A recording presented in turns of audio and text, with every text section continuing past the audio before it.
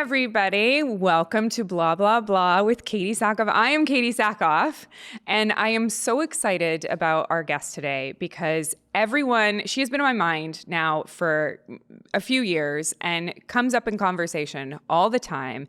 And I am a firm believer that she deserves so much credit for making me look good. My amazing stunt double from Mandalorian, JOANNA BENNETT. Welcome. Thank you. Thanks for having me. I am so excited you're here. And don't be nervous. Okay. Don't be nervous. Well, I usually don't do the talking, so I'm like, oh, goodness. But yeah, no, I am just so excited you're here. So I mean it when I say that so many people come up to me and they first of all, they'll think that, number one, I did everything, which I am so quick to tell them. I promise you. Though. I promise you. You do a lot. Well, let's be honest. Yeah, any time that there is any risk of injury, there's no way that they would let me do it. And when I was younger, I wanted to do all my own stunts, and I tried to do a lot of them. I think because in the beginning of my career, body doubles didn't match me. There were 25 years ago, there were not a ton of women in stunts. Yeah. And so I was doubled by a man in something. So which was not uncommon. Yeah. And so by default I learned how to do my own stunts, and then thankfully as years have gone on, people like you have gotten into the industry, and it's like there's so many phenomenal stunt women now. Yes. It's I feel like just with having more opportunities, there are more people getting into stunts, like women getting into stunts training. So it's nice. And like for the first time in the last few years, I've been on jobs with 5 female leads, and it used to be me and all the boys on location, which is fun too, but it's always nice to have the girls there. How did when you were younger, were you a daredevil? What was JOANNA like as a kid? Mm-hmm. I think I was I think I was more calculated. Like I could do pretty, like I remember being at like the platform dive and being like 10 years old and doing a double front off. Like now I would never do that because I'm like, I don't want to smack my face on the water. But like I think I was just able to do a lot of things in like a very calculated way. I didn't injure myself until I was an adult. And I was a highly competitive gymnast. Right.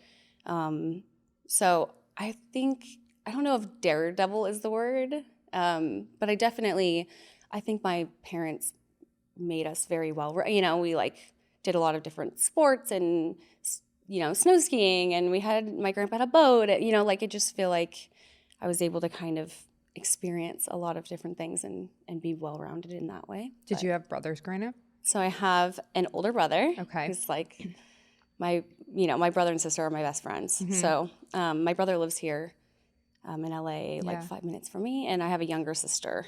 Okay. So I'm Did the you middle. try to keep up with him when you were younger? Is that sort of that thing, or were you always just like, I want to dive off things really high? I think that I was kind of like dad's athlete. Mm-hmm. So I think in a way, like he played sports, but I think in a way it was kind of my role in the family was the athlete. Mine was very similar. Yeah. Like really? when my brother didn't want to do a sport that my dad wanted to, I would be like, oh, I'll do it to like make my dad happy. Yes. And so I think I became like the more competitive athlete in the family. Yeah. And my brother went off and did like single sports, like where he could go off by himself with like headphones on and like a snowboard and just disappear things, where I went into team sports. Yeah. Yeah. So you get into gymnastics at a young age? I started around 8 or 9, which is actually, for gymnastics, is kind of late. Yeah, I was going to say. A lot of my friends started when they were 2 or 3, and they have families, their older siblings are gymnasts. I think my mom put me in kickball, and I was doing cartwheels in the outfield.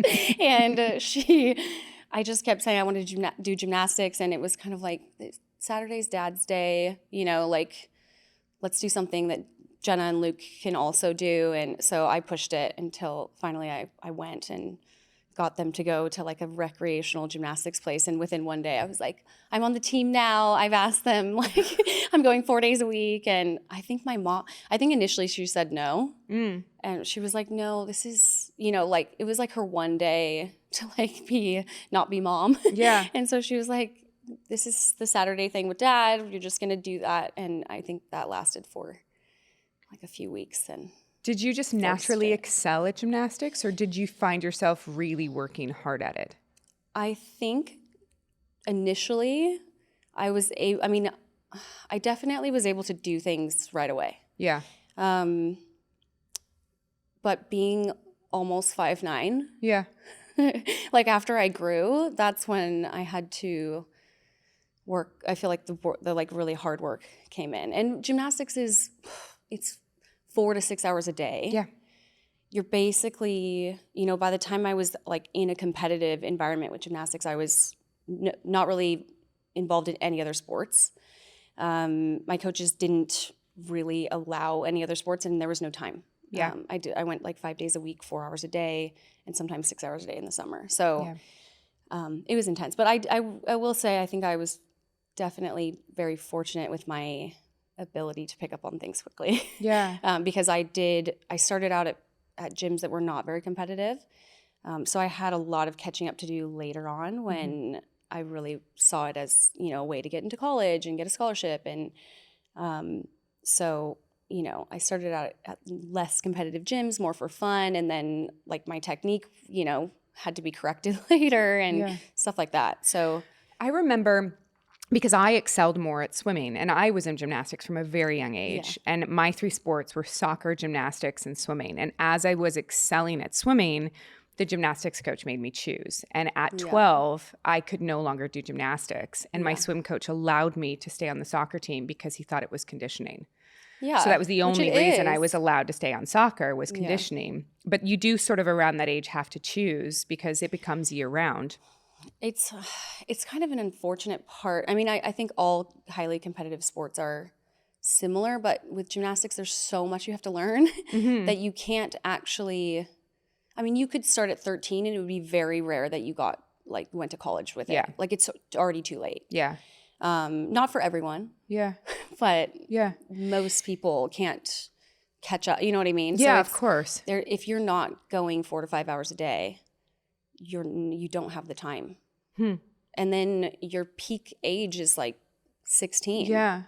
So if you want to go to the Olympics or something. Do you regret giving that much to gymnastics when you were younger? Do you wish you had a normal childhood? I think about this a lot. Yeah? Yes. I have an interesting relationship with gymnastics because I had a few coaches who were not meant to work with children. So it was very dysfunctional at times. I had some coaches that were amazing, that were like a second, mother, father figure. Like, I was there so much. But it's so hard to say because I don't think I'd be where I am today without it. And I also think nothing will ever be like that hard. With just the things I went through with coaches and physically, emotionally, everything was intense. Well, you hear about the issues with coaches in young gymnast lives. You hear most specifically about the male. I mean, it's been such a big thing. Was it the doctor at UCLA? I think you're thinking of the doctor at the Olympic training camps. Thank you. Larry Nassar. Thank you. That's what I'm thinking of. Are you specifically talking about like more women and their relationships, or did you when you were young, did you ever like encounter anything with like a male coach that was really inappropriate with young kids? So I personally didn't have, I never had a personal encounter with my coach that the one that's very dysfunctional. Yeah. But there were other women that did. And when I say women, I should say children. Yeah. Because they were 10 to 14 years old. And so I think that, I have so many friends who have just this love for gymnastics, and they just love it, and they spent their life doing it. So I know it's not the sport. I think it's just my experience. Like knowing if I knew everything I knew now, I probably wouldn't put that much time into it. But then, I wouldn't have gone to Berkeley and met all my friends there and had that experience. And so it's hard to say like woulda, coulda, shoulda. But I definitely would do it different. Okay. In what way? I would choose my coaches. I would not have gone. I basically went. One of my coaches was fired, and I was being recruited the next year, and so I commuted like 4 hours driving a day. Did like half homeschool to go to this elite kind of gym. Yeah. And that's where I just had a lot of dysfunction, and just it was not. Yeah. It was not great. So many. So I wouldn't have gone. I like it. You don't realize, you don't think of yourself as a child when you're a child. I was like 15, 16. And so I was like, I'm making this decision that I want to, I want to get a scholarship. And I've worked my whole life for this, and this is my year. And it was just like a few years, and it was just like pushed through. And looking back, it's like, no, I wouldn't have done that. You don't push through, someone who's abusing people, and it's not. But you, like you said yourself, you were a child. 15, 16, 18 is still a child. There are so many little kids, and I'm so interested in this because my daughter's 2. Yeah. And one of the things that you get your daughters into to get them more active, to get that energy out, to get them to meet other kids their own age, is you get them into gymnastics. Yes. We're literally looking for a gymnastics gym right now for her. And so many people have their daughters and their sons in gymnastics. Do you see any clear ways to protect little girls and little boys that parents should be doing right now? I mean, I think my coaches would sometimes have closed practices, which means no parents. And for me, I don't think that's ever acceptable, because that's just giving, it's giving like full access to your child. I just don't I don't understand it. And there is a whole thought process behind it. They need to kind of, not have mom and dad there, because they're not going to have mom and dad when they're out on the competition floor. And, but in my experience, it's basically just been a way to eliminate that, the parents watching. But there's and no making oversight. Sure that there's nothing going on, so I would say, I think at a young age, little kids, I think it's a great thing for their coordination, and it's fun, and it's just, I think it's more when it gets to the higher level, super, like Olympic level training, and they're there 8 hours a day, and you can't sit there 8 hours a day when you're a parent.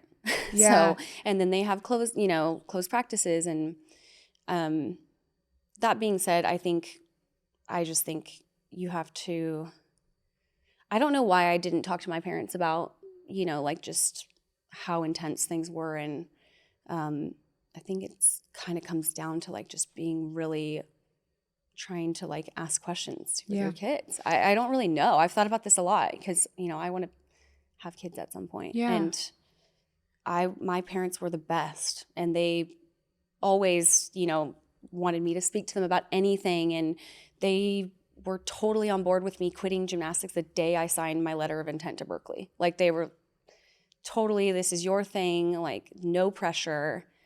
And yet I still, it was protecting them. I didn't want to be this is what's happening. So I had a very similar experience with swimming, in the sense that, I was very good at something very early, and it was apparent that I was very good at it.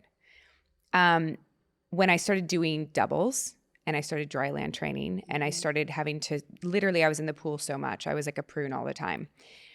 I hated it, but I didn't have the courage to say to my parents, I don't want to do this, because they had put so much time, so much money, so much of my family's life was my swimming. My brother would sit at the pool for hours because he couldn't be home himself. It was a lot. Yeah. So for me then to say, I don't want to do this anymore, felt really disrespectful to what they had done. And so when I got hurt, I made damn sure that that injury was really bad and that I couldn't come back. And I quit. Common, which I think that's a common thing. Yeah. Because I had teammates at that time, you know, have like kind of a minor injury that just took them out for a very long time. Yeah. And the thing is with like when your coaches are highly competitive, they want the one that's going to win. And so those kids tend to be allowed to kind of do that because they're like, well, I don't think they have it. Like they don't have that, like, I want to win no matter what the cost. Yeah. And I think that's what they're looking for. Yeah. You know, they're looking for that kid that's not going to say anything. Not going to say anything. So it's kind of it's a strength to be able to kind of step out, I think. I say to people all the time that I don't know if I want my child to excel at any sport. I don't know if I want my child to be that kid that shows so much natural, gifted talent in one thing because it takes over your life. And it was the best thing that ever happened to me when I got hurt. It just opened up so many doors for me but I didn't have the courage to say to my parents, I don't want to do this. So, you know, and I was about your age. So I understand not having that. It was open as I was with my parents. My parents were the ones that if we drank, they picked us up. My parents, mine too. We could say anything to my parents, but I couldn't quit swimming. It was really hard. So I get that. Yeah. So you go to school, you go to Berkeley, and then you also were you at UCLA as well? No. So I got a scholarship to Berkeley for gymnastics. So I did gymnastics for 4 years there. Okay. And then when I graduated, there was a gymnastics TV show called Make It or Break It. I vaguely remember ABC this. Family? Yes, because I was on ABC Family. My first job was on ABC Family when it was called Fox Family, like right before that. So yes, I remember this. Okay. And so they needed, like, I mean, obviously I do stunts now, but I'm not in the gymnastics shape that I was when I was competing. You know, you just can't. I mean, you can't do like you were also 18. Full twisting double backflips right now. You know, it's just like you can't maintain that forever. Yeah. So there were amazing gymnast stunt women at the time, but they had been in it for 10 years so they were looking for girls that were, you know, still in kind of like top gymnastics shape who were interested in working in TV shows. So when I did that, I ended up training at UCLA a little bit, like just using, basically I had friends who went to UCLA. Natalie. So that's when I was going to ask you. So Natalie is one of the stunt coordinators for Mandalorian. How did so you met Natalie there. Was Make It or Break It sort of your into TV? Is that what gave you your like, oh, I could do this as a stunt double? It gave me the idea that I could do it, but I still didn't think it was a real job. Well, and I had some injuries, and I hurt my shoulder, and so I had shoulder surgery after that show, and so I was out for a while, but because of all the girls that had come in with me, the gymnasts, you know, my friends, they had continued with stunts, and I had like a desk job, and I don't was see you at a desk job, by the way. Oh my gosh, it was I don't see you at a desk it was job. like I was just sitting there thinking, what am I doing? Because I didn't have I was a political science major. I was planning to go to law school. Mainly just, you know, the plan for success. I don't really it's not like my passion. Yeah. So when I was there, I was working at a market research company, and it just wasn't, I kind of just like fell into it. It didn't fit. Yeah. It wasn't. And everyone else, all the other girls had been training, and, you know, they had gone, because that was when AFTRA. So I was like AFTRA, but I wasn't SAG. So what year was this? Because I remember when 2010 was when I was, when I started on the show. Okay. And then I don't think I got into SAG until 2012. Okay. And I really did it the wrong way. Did you come in with the AFTRA when they combined? What year was that? No, that was before after. 2000. That was like 2014. So you got into SAG. So basically that was when you didn't have to pay up AFTRA until you had worked for so long. So I had shoulder surgery. Then I came back to the show realized I wanted to do stunts because all these other girls were doing, you know, I was like, that's what I should be doing. And paid up AFTRA and then I tried to get SAG in other ways, but I don't know how people do it. I tried to do like extra work. And, like there was no I just didn't get it. And so if you're paid up AFTRA after a year, you're eligible for SAG. So I had to wait a year. So it was a slow burn for me. Yeah. Like I didn't just do make it or break it and then just start working. Okay. I think I had to, you know, like hustle. Yeah. Back in the hustle. Like, do actors hustle? I don't think so, right? That's where we like go to set and introduce ourselves to the stunt You mean like coordinator. legitimately hustle? Yeah. So actors do in a way, and stuff, but like you print all your headshots and you print your resume. And back in the day when those were like hard copies, like you could hold on to it, you would send them everywhere. Yeah. You would like blanket the town you would make it rain fucking headshots everywhere. Because you never know. Like someone could be walking down the street, step on your face and go, I want to make her famous. Yeah. Like you never know. So that's how actors hustled. Yeah, okay. for sure. Yeah, hustling for stunts is the most uncomfortable thing in the world. What do? You just you're show not up really on supposed set? to be. You're kind of like not supposed to be there. You would show up with your headshot, and you would try to figure out like where the coordinator, like as long as it was a play, you know, you can't like sneak into the studios or something. But like if you saw one of those yellow signs, like a location sign, you would just go and hope that there was a stunt coordinator that day. And then you would introduce, and some of them were like very friendly and others were not. You just start backflipping through the parking lot. Tear your headshot up. And you're so embarrassed too because you have like one thing on there, like make it or break it. Yeah. And then a bunch of stuff that like you've just cushioned your resume. We all had like that. trampoline it, you know. And I made up like, theaters in Portland that didn't exist. I mean, if I knew what I knew now, I mean, I was like, you know, 5'8" and I could do a backflip, like I should have led with that. Been like, hey, led with that I'm top tall of the resume. And I'm a gymnast. It doesn't hurt. But okay, so you find yourself getting into stunts, and then was there any point in the beginning of it where you were learning how to do it, where they asked you to do something and you went, "What am I doing?" I think because I feel like that was before even before like really streaming and stuff. So there weren't that's why people had to hustle for so long, you know, like years before. I mean, it was years before I really got a call to do anything. And so I do think it wasn't that I was ever not qualified for the job, because I think I definitely undersold myself because I didn't want to be in that position. And also I just think there weren't as many stunt women at the time. There weren't as many opportunities really, like, you know, so I never found myself, I always thought that I was underqualified, but I never found myself in a position where I couldn't do it. But there were times at the beginning, just the fear of failure. I mean, they would be calling 3, 2, and on 2 I was like, this is the last time. Never doing this again. Like the nerves. Yeah. I would get so nervous.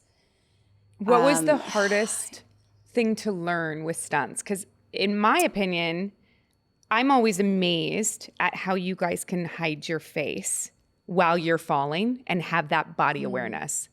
Yeah. I fall and I just fall. Yeah. It's amazing. What was the most challenging thing you had to learn about stunts and being on set? I honestly, it's funny because I've made most of my career out of like wire work, fight stuff, you know, like superhero stuff, falling. And I found the fight stuff to be very difficult at first. It just was very out of my element. Mm-hmm. It was, I mean, you just, especially when you're kind of like tall, like when you throw a punch, your arms just look like baby giraffes. Like you're just kind of like, how do I make this look powerful and strong? Because you had to learn how to fight, basically. Yeah. Yeah. And like I had never done any martial arts. I'd never done any you know, I had never kicked like that, or you know, it's like, it's definitely, there's technique to all of it. That's the only stuff I'm good at. Very different. Yeah. Fighting. That's it. Yeah. So you get into stunts. I think you're good at some other things too. Well, I just like to throw my body around a lot. Yeah. It's like really, and I do Knee mean slides. this. I love knee slides. I love knee slides. I actually really don't like knee slides. I know, So you were like, I'm let her really do it. glad. You should have seen like just rehearsing that. You should have seen my knee was like just black and blue. Oh, So yeah. obviously I do that wrong. I don't know what it always is. am able to do it, but it hurts. Yeah, Why? it's my knees from the knee slide. We're talking about there was a knee slide on Mandalorian, you guys, where I had to. It was the fight with Moff where I had to slide across and like saved in a couple times on my knees, and I was so excited to do this. And JJ was like, not. He was like, you're not doing this stunt. And I didn't even have my knee pads on at first. I was going to say, I think you just did it. I just did it. And I tore the knees that. out. And then they put knee pads on me. And then I kept going. And you were literally in the corner like, no, let her keep going. I'm fine. I was just like dreading. I was like, oh, my knee. And I went home with like great. bruises everywhere and was like, Yeah. this is amazing. It's like one of my favorite things. I love it. Yes. I didn't realize, because I had said that I'd done so many of my own stunts for so long, the moment I realized the sort of the awe-inspiring like thing of a stunt double was, and I think we've talked about this before, when on Longmire they brought in Tammy to get hit by a car. Yes. She literally got hit by a car. We've talked about this. And flipped over the car, and her boyfriend's the one that drives the car, right? I feel like I feel like she would almost be the person that would like want to sign up for the car hits. Yes. Yeah. It's really, it's not a fun thing to do. I don't understand why you don't think it's fun to get hit by a car. I don't understand. I mean, it's just, I think it gets to a certain point where it's the level of like liability or the level of to which you could get hurt and take yourself out of work for like a year. Yeah. You have to really weigh that when you're working, But like, I think Tammy, I just feel like she just loved them. She did. I remember like when I found out that her partner was the one driving the car, all I think in my head is like, it's better because I'm thinking, don't piss him off. Like, you don't want to get in a fight that morning about like, you don't load the dishwasher correctly. I would hope that he would be more professional than that. But no, I just think because there is a lot of technique to the driving part as well. Yes. And if you get someone who doesn't know what they're doing, there's like there's a whole timing of acceleration and speed, and if you're going up and over can be super dangerous because you don't get popped at the right time in order to like have time to try to safely land. So it's like so I would think, if your partner is a good driver, I would think I think you would just want the best driver. Listen, I'm a great driver. I'll go home and tell Robin that I want to hit him with a car and see what happens. Have you ever seen a stunt either performed or written where you were like, this is not safe. This should not be happening? I think that I feel like I've seen probably it written out in a way that wouldn't be safe. And I think that's kind of the job of the stunt coordinator or the fight coordinator to make it as close as possible without hurting someone. Okay. And I think I've been pretty fortunate because, as my career's developed, I've been on, bigger projects where we have a lot of time to work things out. And, like if there's like a wire gag where you're like flipping, twisting, kicking someone in the face, like that takes time to figure out how to do that and how to get them to step in at the right time. And so you don't hurt someone else, you don't hurt yourself. So I think because I tend to work on those projects now, there's time to really like develop it and kind of make it, as safe as possible. I think also the timing of, I came in during like the wire era. Like they used to not be able to take wires out. Like people were jumping from crazy heights. And like, I know there've been stunts that are in the past that are extremely let me jump out of a 2-story window on a movie. Really? They let me jump out of a 2-story window into a bag. When was this? in Like a long time ago? 2006, Okay. 2005, through Candy Glass. So insane. So insane. Did you have a double? I guess not. You said you didn't. I guess not. Or like Or they let there me do wasn't- it once. Yeah. Yeah. Crazy. So when does Marvel come in? When does doubling Brie come in? Because you doubled Brie in Captain Marvel. Yes. And you and Brie are like She's one of really my good best friends. Exactly. Yeah, she's amazing. So I love not her. only the moment that you work with her, but you become really good friends with her. How does that come into play? So, my first, I did a lot of TV early on. And then when I started doing, like, my first big superhero movie was Justice League, which was DC. So Okay. Wonder Woman, I doubled Gal in that. Right. And then I did some reshoots. Did you do her knee slide? Which one? Oh, that costume for knees. Well, I guess there were the greaves that came over the knees, but the little gels. Mm-hmm. That's basically the only thing that could go in that costume. So my knees are not great because of that character. But like mainly her fight, I think they wanted her fight style to be very low to the ground and very kind of like rough and so when you're like, there was a point where there's like bullet blocking. Yeah. Super cool scene. In this sequence, and all of that, there were actual children sitting there. So I had to do all of that, like basically squatted all the way down. So like running in a full squat. It was one of like the harder thing. And also like just the way, the movement with running. If you've ever like ran and tried to do this at the same, it's very weird. I haven't tried to run and do that.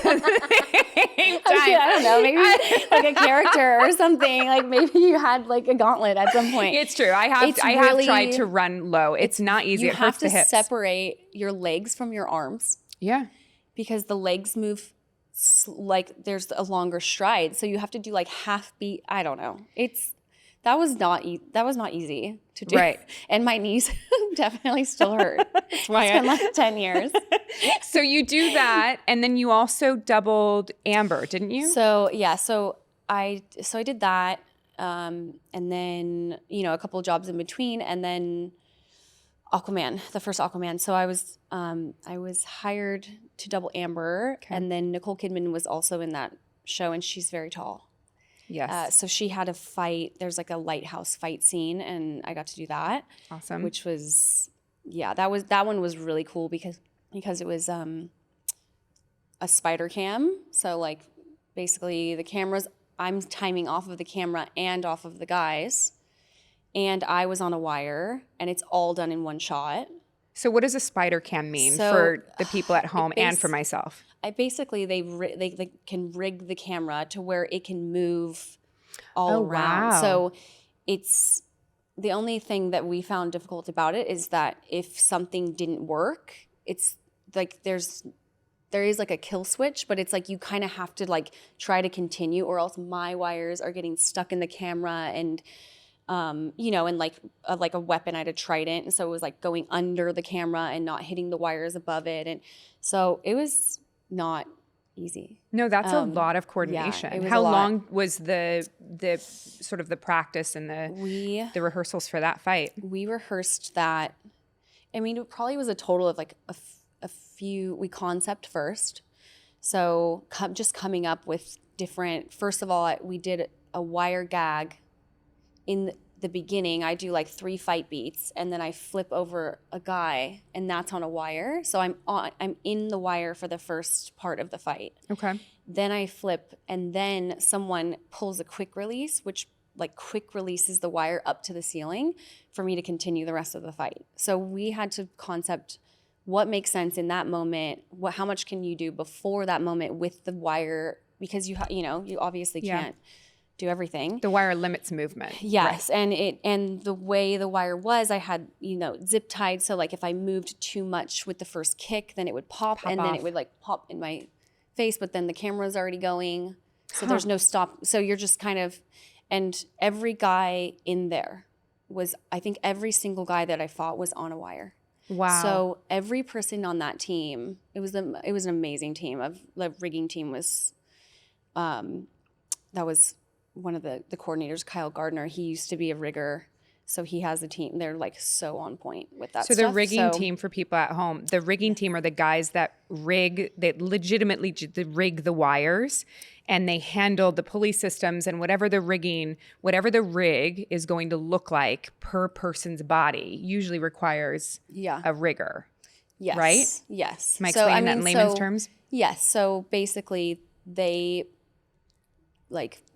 put the wires together in order to be able to pull us one way or the other, or if you're going straight up, or if you're going at an angle, or if you're twisting, they have to have timing on the other side of the rope. Yeah. So, and then there's ratchets, which are like a machine that throws you. So so there's no person there. Yes. It's a lot more violent than having someone pull you. So I dislocated my knee on a ratchet rig on a job. Why were you doing ratchets? Yeah. So back in the day, Joanna, they let me do a lot of stunts. So I was on Bionic Woman. Mm-hmm. I was doing a stunt up over a wall in rain, after 6 hours of fights. It's freezing. It's wet. Everyone's tired. It was like 2:00 in the morning. And they said I didn't put my full weight down in the rig to set the weight. I don't remember that. But you had slack. So did it go like tunk like that? They overshot me of the mat. So my feet got stuck on the mat and I kept going. So my knee hit the cement floor really hard. Interesting. It was really bad. Usually the more you pull into tension, the further you go. So that's interesting. So maybe I put too much in then.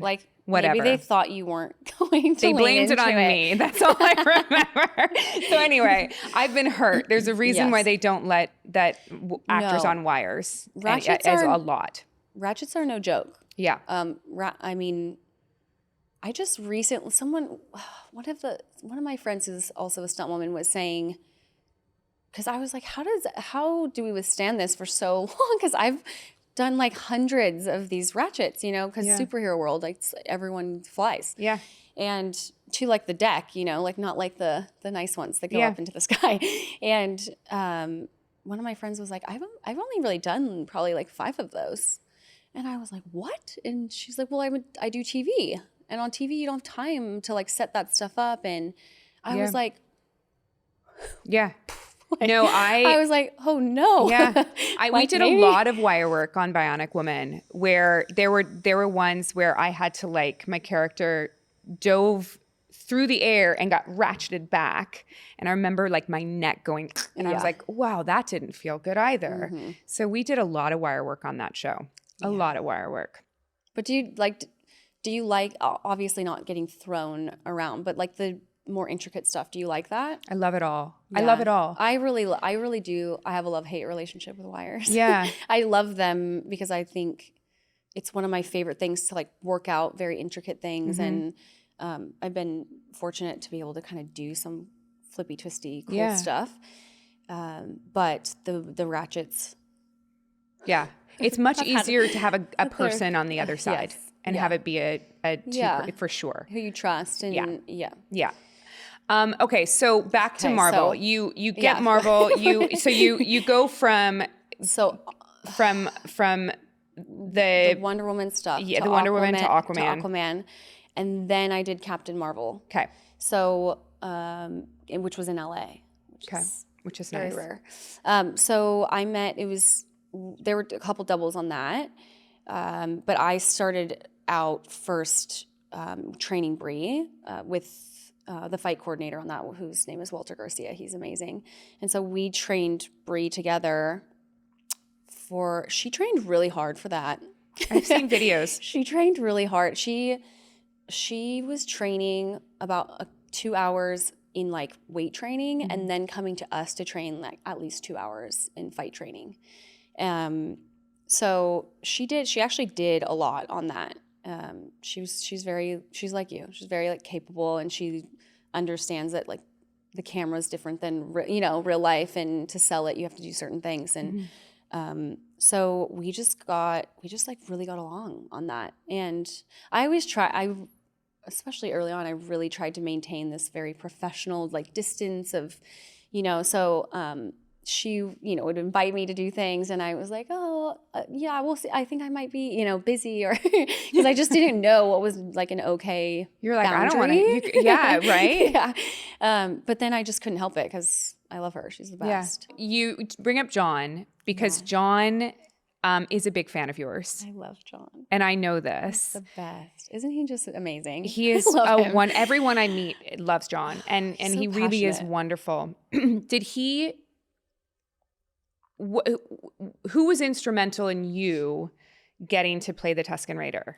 So I believe what initially, because at that time I had never even met JJ, Okay. Or the stunt coordinator, second year director. Mm-hmm. So he knew of me, I think, but he didn't know me. And I think they wanted her to be very like tall and kind of, majestic. Mm-hmm. And so they needed a certain set of skills from from a woman who was tall. And so I would imagine Natalie probably helped out as well with that because I've known Natalie for a long time. But I had to pretty much send, I have like a concept reel from from Captain Marvel, not the Marvels. Yeah. And you say Marvels. The Marvels, just coming out. I know. Were you in that? Yeah. Did you? I doubled Brie. Yeah. You doubled Brie. Yeah. Okay. All right. So it's coming out in like a month. I hope it like we did. Yeah. I hope that they can. I mean, I guess the movies have been doing really well in the strike, but it would be nice to have people be able to promote their work. I know. So I hope that works out. I know. Yeah. It could be close. Yeah. I think so too. But okay, so you play the Tusken Raider, and the main fight for the Tusken Raider was the train fight, right? Was that the main fight? I think that. So she basically was in 2 episodes, I think total, and so the train fight, like she did a lot of training with Boba Fett. Yeah, Tamora, who's also amazing. Who's wonderful. Him. He's such a nice man.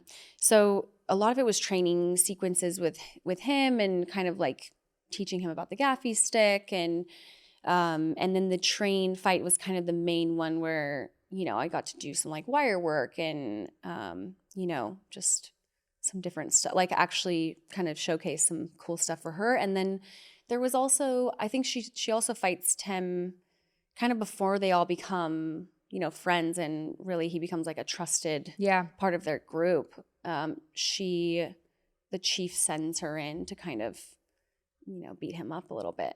So that one as well.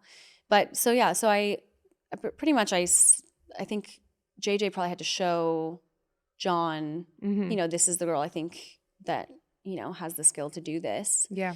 And I think from there, I was, I kind of was asked to do it. I wasn't told too much about exactly what it was, but I was just told I think it's going to be a cool part. And then from that point forward, I worked with JJ and with John. John was really, it was actually such a fun experience for me because as a stunt double, you don't ever have full control of the character. I was going to ask you if this was was this the first character that you got credited as? Yeah.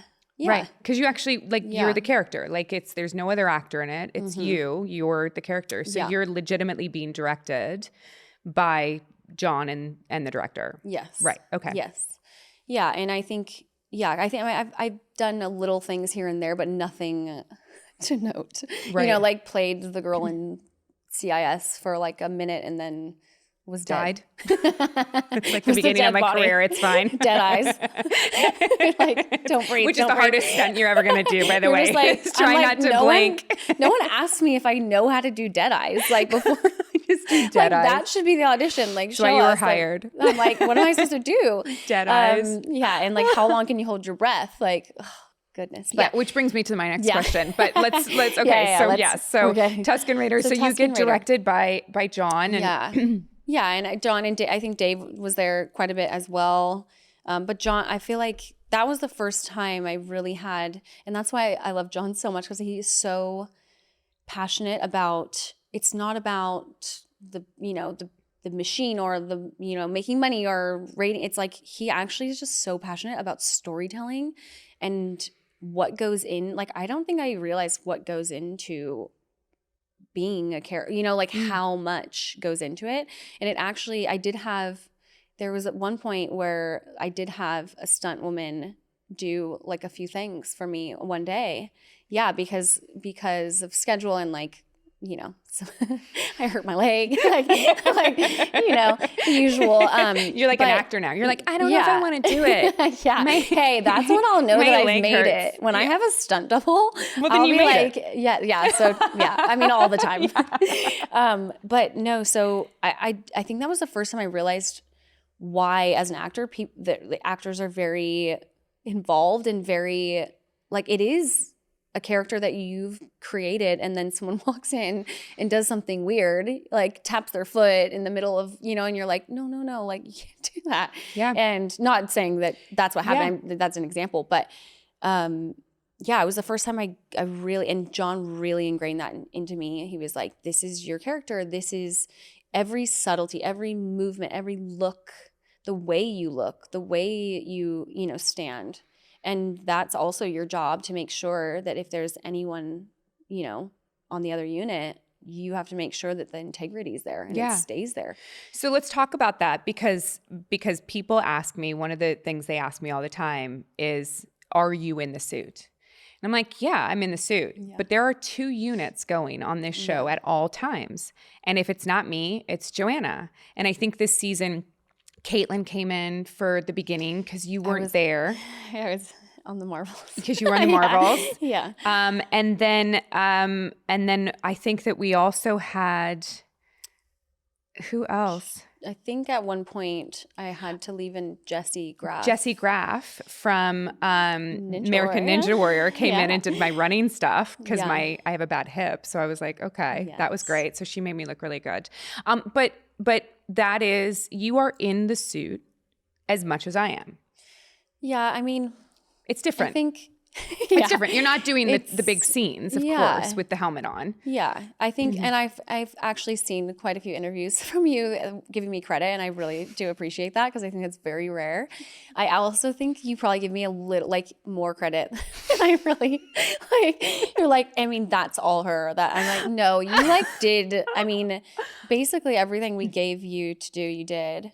Every like piece of choreography. I mean, we were like sending you videos that when we were getting busy of like fight choreo that you had to, you know, it's not easy. I think a lot of it's more liability stuff. It is liability stuff. And JJ promised that he would get me on a wire this season, and he didn't do it. And I was so upset. What are we going to do? So I feel like next season, if I'm not on a wire, I will quit. Okay. I'm just kidding. I won't quit. I love the character too much. I love her too much. But you also double Emily and the Armorer. Yeah, I did. Yeah, I did a little bit. Like you said, schedule, right? So it's like, I did a little bit with her. I love her as well. What a great team of people. Everyone's just really easy to work with. Yeah, I did a little bit there. I think Jessie also kind of tagged in with that too. Yeah. I think before I was back, and even when I was, you know, busy with other stuff. Yeah. But it's kind of interesting because everyone thinks of it as just action, when really, like, the way you walk and move is very different than the way the Armorer does. So it's like switching your brain from one character to the other in ways that are very subtle that I don't think anyone would ever really even think about. No, it's a very, very different thing. I mean, like, you know, you go and you have to learn how to walk like Brie, and you have to learn how to move like Gal. It's every one of those people stands differently, carries themselves differently. And there's an ownership that each one of those actors feels to those roles. So it really is a collaboration. There were so many times where we were on set where we were literally just focused on her walk. Yes. Because I realized, and at one point I realized that I was giving you completely wrong information because in my mind she was rigid And then I see myself walk and I'm like, why is my ass moving so much? Yeah. And that's my ass moving. Yeah, but I also feel like I think because of the situation, right? I was in England shooting a movie, came in when everyone was in like full, like I think if we had the prep time, it would have been very different, but I hadn't even like really seen you in character like before I was there. Yeah. So it was like, if I had the time to like watch, it's not really your job to teach me. It's my job to watch you, but it just didn't work out like that schedule wise. And like, I definitely appreciated you kind of taking the time to like help me, because I just remember thinking like, I must be really like, I can't even do the walk. Like, I've realized that my walk is very distinct. Supposedly I have loose hips. It is distinct. But and also your arm, like I feel like, there is like a rigidness to it, but you do move your arms. Yeah. And so it's like, at first I think it was like, I was told like rigid. And then my arms are like dead on. Yeah. And then it was like, wait, well, that's really not weird. But if I would have just watched you, a couple of times, and to be fair, JJ and Natalie and them were like, sending me everything they possibly could to prepare and everything. And it was really my fault for not being available. Not at all. Not at all. Because you did amazing. I remember at the beginning of this season and realizing how much I was going to be in this season. And then trying to find a double, because Caitlin Deschanel was my double for season 2. And trying to find a double that matched my body was really hard. Because we tried Natalie at one point, who's like 4 inches shorter than I am. She's so tiny. She's the best, but we're very different sizes. No, like I weigh more than her 9 months pregnant. Like she just had a baby like 3 weeks ago. I saw her the other day and she's like back to normal. Like she literally looked like she swallowed not even a basketball, like a volleyball. And like it just came out. Yeah. And she looks like herself again. Not me. No, not at all. I can see why they tried, because Natalie she was also a gymnast at UCLA. She has kind of like that skill set. And she's done a lot of, like, she was on Wonder Woman. She's done a lot of fighting weapons and stuff like that. So I can see why they were hopeful that she would match. But and then they stood us next to each other and they realized that there was like a massive height difference. I've seen a picture of her like at the fitting and she's just like my suit she's like ate her. Yeah, it's like they were like, we're gonna need 8 million butt pads. Yes. So you've been a part of so many big projects, and I wanted to also touch really quick on, you played another character that was underwater the entire time. Oh, yes. So with that Bryce. was yes. I actually watched this morning. I was watching your Bryce interview. Yeah. I just to like kind of see, the layout and everything. Well, and then you showed up and we were on a different set and you were like, wait a second. Oh, I didn't notice. Good. You were just paying attention to the episode. She is wonderful. Wait, I did, because do you have the clock that's the Simpsons? Very different. Yes. In the blue wall. Okay, not the Simpsons, but we had like a cat wall. It's all on a different. What's the cat from? What's the cat from? Well, I mean, is it from something? Is it in the Simpsons? It could be in the Maybe Simpsons. Not. I could be wrong. I don't know. Don't trust any. Like, so you work my brain. You work with Bryce. Okay, so and you're playing the it wasn't a Mon Calamari. So it was, the code name was the Quinoa Captain. Yes. It was the Quarren. Yes, you were playing a Quarren princess. I was like so the Quarren Captain who has a romantic interest in a Mon Calamari. And that was, first of all, I was asked, this is like very JJ, like, can you swim? I'm like, yeah, I can swim, of course. Like, and then it was like, there's like some mermaid character, like it's not, he didn't say it was a mermaid, but he was like, it's like I'm thinking of this like basking, like hair and like, she has a few lines and then it turned into how long can you hold your breath? And I am like a 30-seconder. Oh, really? Oh, I'm not I've never been like good as a child. Like I never won in the pool for like holding my breath. Like for 30 seconds. And I was just sitting there like, oh no, I don't know. Like, I don't know. He's like, a minute? I'm like, I don't know. And when you're moving, it's very different. It's really hard to hold your breath when you actually have movement. And you're thinking and, you know, there's a whole like and trying to act. Meditative kind of, you have to really get into like a certain headspace to hold your breath. So one of the water safety guys, Alex Krim, worked with me and JJ and all of them worked with me. Just not much, but I just did some like breath work stuff. And I think when I was out of the water, I think I held my breath for like 2.5 minutes at one point. Wow. And then I think the longest in the water was around 2 minutes when I was like moving in prosthetics. And but it like you have the whole crew there and you're also underwater, so there's no like, okay, we're good with that one. You're just holding it as long as you possibly can. And sometimes, you know, I would go under and I like took too big of a breath and then I'm like, right. And then you immediately have to come up. And my ego is like, don't pop up. Like, you're not allowed. I love that your ego's doing that. My ego would like pee out of like fear.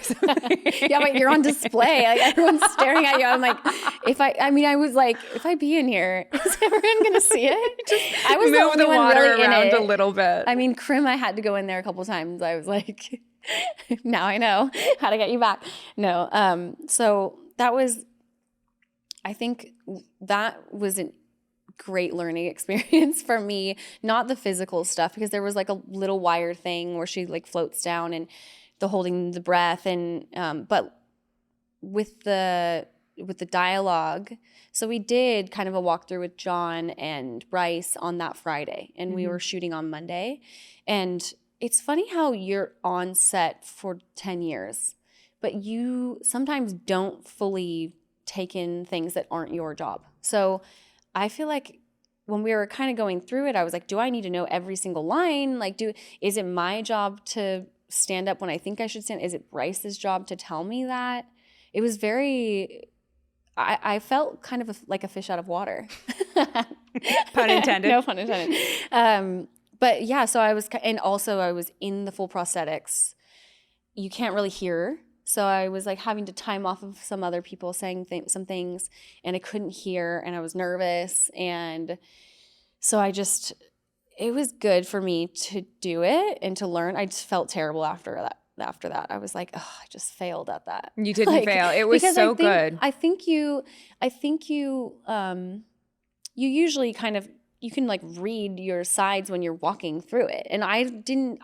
I think in my mind, I was like, I have all this stuff on my face. I should just know the line. But then you get nervous.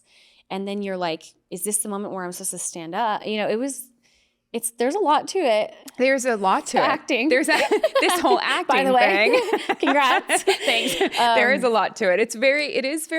It is hard to, when you have a lot of physical movement, it is hard to remember your dialogue and make sure you're there and in character, and you're doing the right things and you're looking the right way and you're aware of the light and you're aware of the camera and you're aware of the other people and all of these things. It's a lot. Yeah. It is a lot, and it takes a long time to learn, and it's you know, it can be taught for sure, but it's not easy. I think in hindsight, I wish I just probably had felt I wish I just probably went to John and Bryce and just said, hey, this is kind of like, I know I did the Tuscan stuff, but a lot of that was, you know, I did have some dialogue with Tim to help him with timing. It doesn't end up in the show because obviously they don't speak English. Right. But that was all kind of on the day. And it was, you know, maybe in this moment you say this and then he can react to that. And so we did walking rehearsals, and we did, you know, we marked rehearsals and stuff like that, but it was never where it's like, when I'm saying this, am I standing here or am I?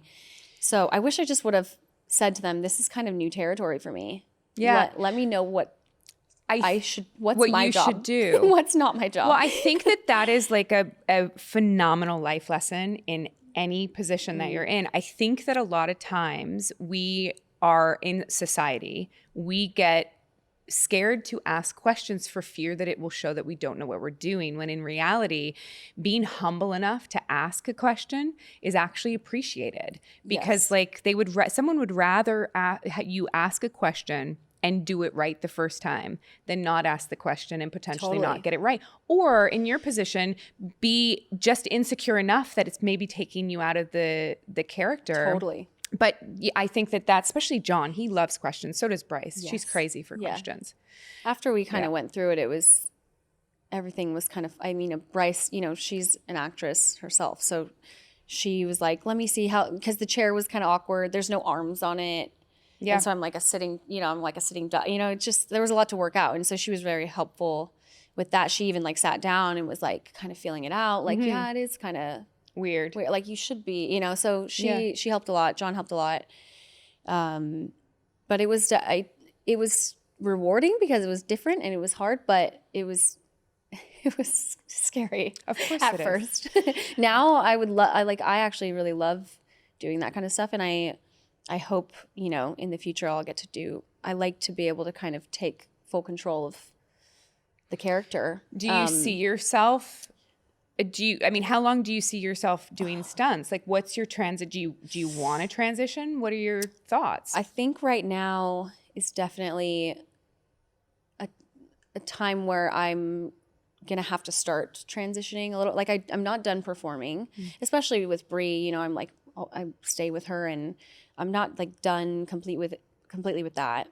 But I've done a little bit of co-coordinating, and I'd like to do more of that. But I also am kind of open to, you know, like maybe I'm very interested in producing, or maybe, you know, like I'm interested in doing some of these, you know, roles where I get to be physical and show off both, you know. So right now I think it is the time for me to really dabble and really, I don't think I was ready for like the 2 years of COVID. And then now, you know, with things being shut down, it's like, it kind of feels like a lot of my time that I, you know, planned on doing all these things like performing is being taken away a little bit. But there's, you know, it just feels like that, I think. You've been in huge movie franchises. Do any of the outlets try to get spoilers from you? Do they try to like catch you in any flubs? Not really. No. I also think I'm pretty good about staying off the grid a little bit with everything. Like, I mean, like this here today, after the Tuscan thing, I was asked to do a lot of interviews and stuff like that, and I just like really makes me uncomfortable for some reason. And so I tend to just kind of shy away. So there's not a lot of opportunity for me to slip up and say something. I do get messages. I get a lot of messages about the Tuscan, you know, what happened and, you know, really happened to her, whatever, all these things. And I just don't engage with anything like that because I am terrified to say anything for any Marvels or any kind of spoiler. Oh, I know. Yeah. I don't want to be the one. I don't want to be the one. I don't want to be the one that like you see me one day and then I'm gone the next because I couldn't keep my mouth shut. Like, I don't want to be that person. Well, isn't Tom Holland the one that there's a bunch of. Yes, I think Tom Holland did. Yeah. And I just feel like the way he does it is so like innocent and nice that everyone's like, well, I guess everyone knows that now. Like, yeah, it's true. The way he speaks is so cute that like everyone just goes, oh, just say more. He's like, oh no. Like I don't come off that way. I just be like, I'm in trouble. Yeah. So yeah, and I don't think a lot of people. I think it's just kind of a new thing where people are like stunt doubles and there are some people who are actually fans of stunt doubles now. Well, you're going to Comic-Cons. Yeah. Have you been to one yet? No. And you're going to New York? Yes. Because we're all going to be at New York Comic-Con. Yes. I've never done anything like that. And I got a lot of interest in that kind of stuff from the Tuscan. But I was busy working and so I just never really did any kind of like signing kind of stuff like that. So this will be my first one. It's exciting. I know. It's really exciting. I'm like excited and nervous. Don't be nervous. The fans at cons are so wonderful and accepting and kind, and like you're literally with everyone from the show, so you're gonna be fine. Okay. I promise. Okay. So you were literally just in Europe for like 5 months. Yeah.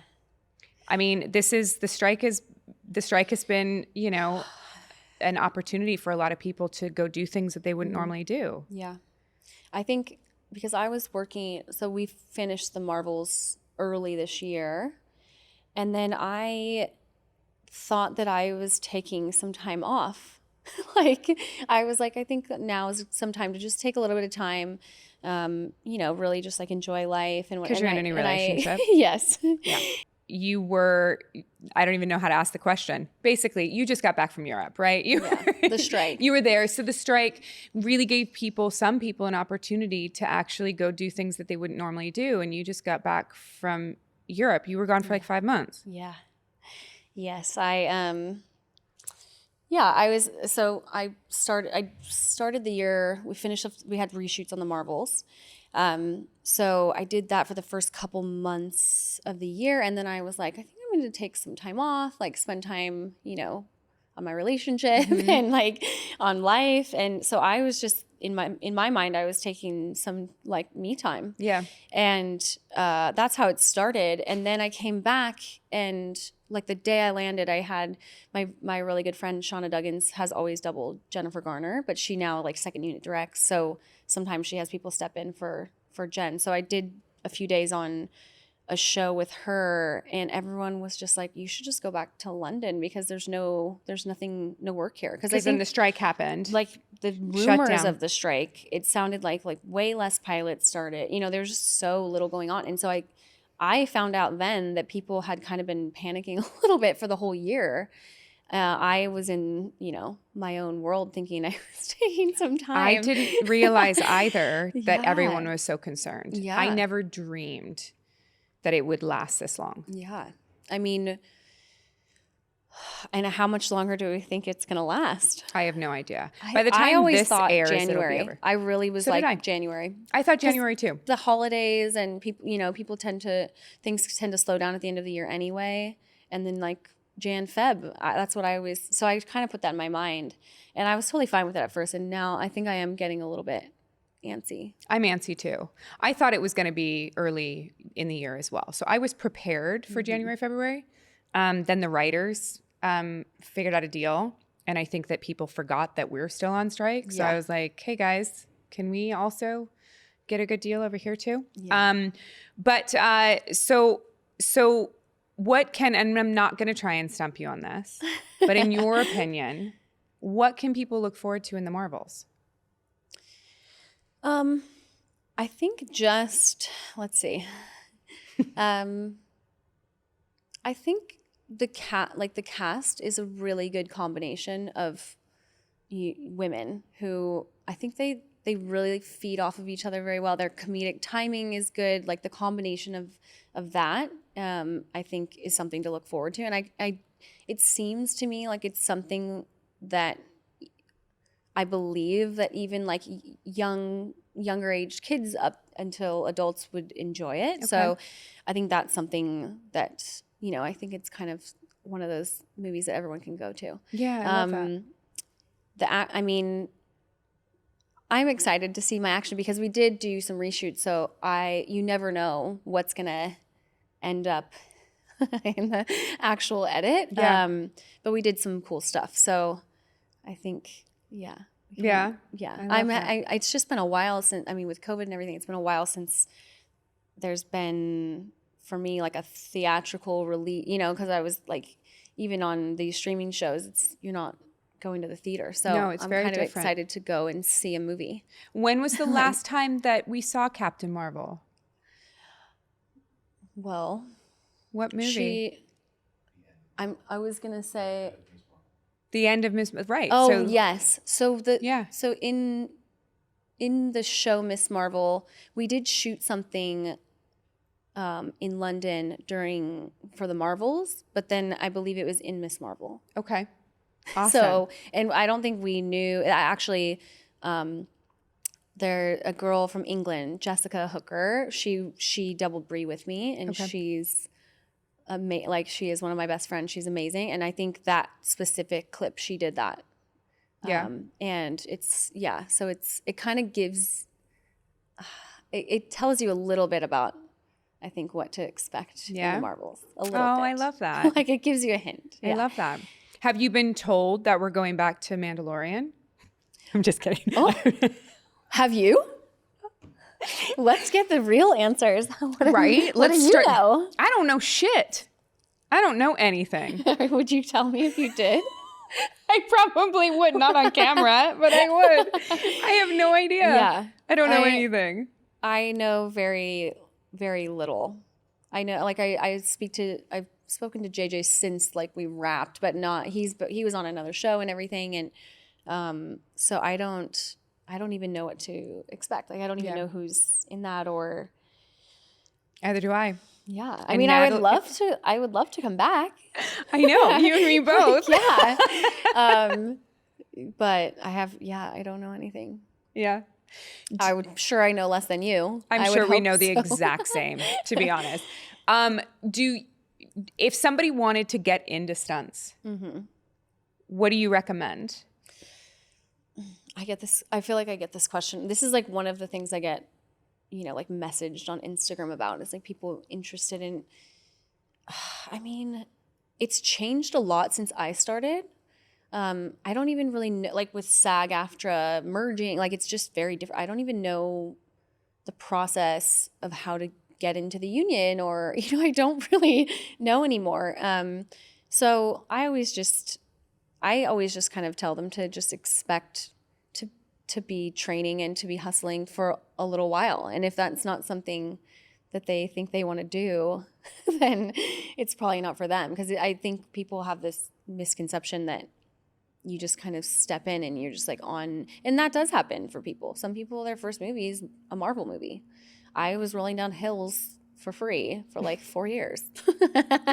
Unfortunately, I wish it was the Marvels. But so I think I would just say that, and I always try to tell them to train, like, especially women. I feel like we get hired a lot for fight stuff.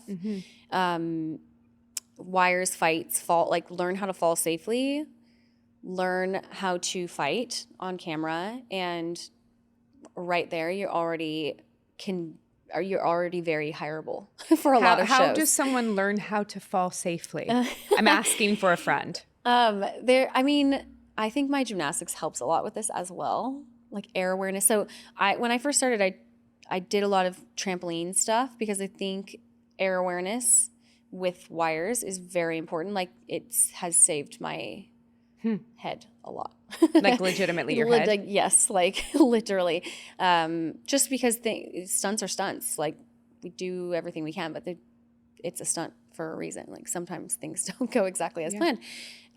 So I, training on, like, trampoline, just doing, air awareness stuff. And then there are techniques like just doing shoulder rolls, and then shoulder rolls to, like, a break fall, and then jumping into the roll and break, like, the way you hit your foot on the ground and your arm, and not your elbow and not your hip bone, so getting those, like, hot spots to where you're not hurting yourself. So hot spots are bones that can break? But yes, like, you don't want to go cement, like, elbow first into the cement, or you don't want to put your arms behind you. You can break, like, things like, it seems like common sense. But, when you're in the air, if you don't have that awareness, people tend to either, like, panic or, like, put their arms back. And that's the last thing that you want to do. Yeah.